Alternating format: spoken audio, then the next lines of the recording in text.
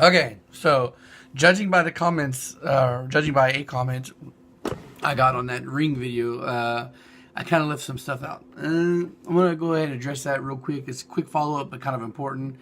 I didn't add one of them because I kind of touched on it, and I didn't give details on one because I kind of touched on it. The other one I didn't because I thought it was a little more obvious, but I was stupid to think.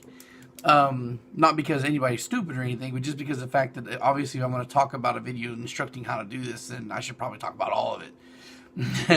And that is the oil control rings, like the 3-ring combo that goes in the very last slot.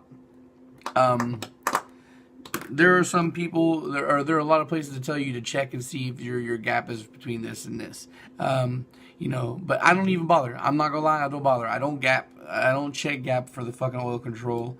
I don't put those tiny flimsy little rings in there and try to measure the gap. All right, and also I would never adjust them regardless either. Yeah, so there's that. That's one point thing. The one point that is kind of important. I missed the third set of the third ring, which is a set of rings. I don't try to gap those at all. All right. Now they do tell you to look for within this tolerance and this tolerance for gap and all that stuff. But I don't even think even in that when they tell you to check that they don't recommend you try to gap the damn things.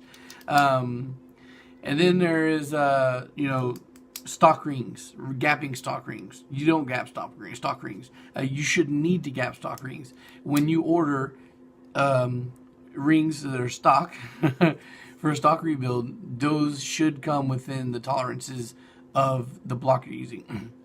That's why I also say that, I said that you can use your rings to tell if your shit is overworn. If your gap in the ring is too big, then there's either two things that need to happen. Either your bore is too fucking big because it's worn, or it's bigger than you think it is, or you got the wrong rings. And 9 out of 10 times, guys, your rings are going to be correct, and it's just going to be your engine where the problem is.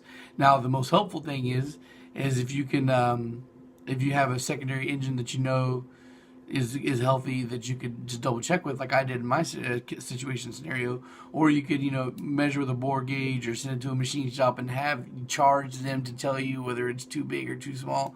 But if you use a little bit of common sense and just check with the rings and the fucking gap, then you'll know whether your shit needs to be overboard or not.